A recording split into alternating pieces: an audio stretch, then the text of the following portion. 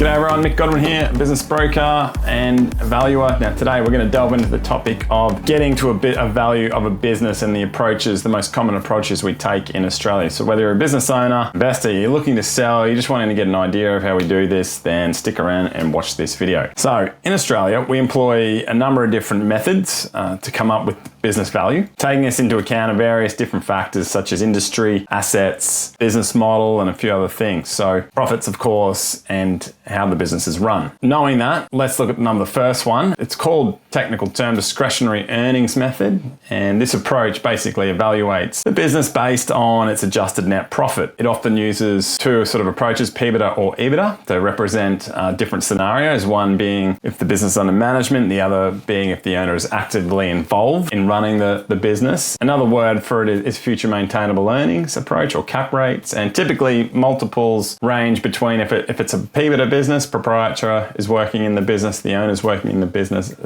sort of 0 to 2. And if it's an EBITDA approach, earnings before interest, tax, depreciation, and amortization, which is undermanaged, you can usually get about 1 to 3. So for example, you've got a manufacturing business, $500,000 in EBITDA, it's got a multiple of 2.7. This would value the business at 1.35 million. It's quite a straightforward approach, and that's why it's commonly used in Australia. The next reasonably common approach is net assets method. And on the other hand, it's really good for businesses with a lot of plant and equipment. So what we do is we get a market value of all the plant and equipment the business owns, and then what you can do is add a year's earnings for that business if it's making some money or it's been around a long time. Think of trucking companies or charter boat companies, might be $1 million in assets earning 100 grand. So that's why you get up to about 1.1. Moving forward, the discounted cash flow method, which basically estimates the present value of all the future earnings or cash flows of the business that's forecasted to make. And this can be done, either 2 years, 5 years, even 10 years out. And it's using a rate that matches the business's risk. This method is a bit more complex. It definitely requires some financial modeling, is suitable for high growth companies or companies that have like a solid 10-year contract with tier 1 suppliers, say a government. But it also does take in some assumptions, so you really need to be quite precise with your financial modeling. Lastly, the liquidation method. It's definitely a last resort, and it's generally used for insolvent businesses. Basically, it means all the assets are stripped out of the business and sold or liquidated, and usually at a heavily discounted price. What happens after that is the business is dissolved, and suppliers try to claw back some money that they've invested in the business or the business owes to them. For most small to medium Australian businesses, the multiple of discretionary earnings or future maintainable earnings is the most common. Then comes the net asset approach.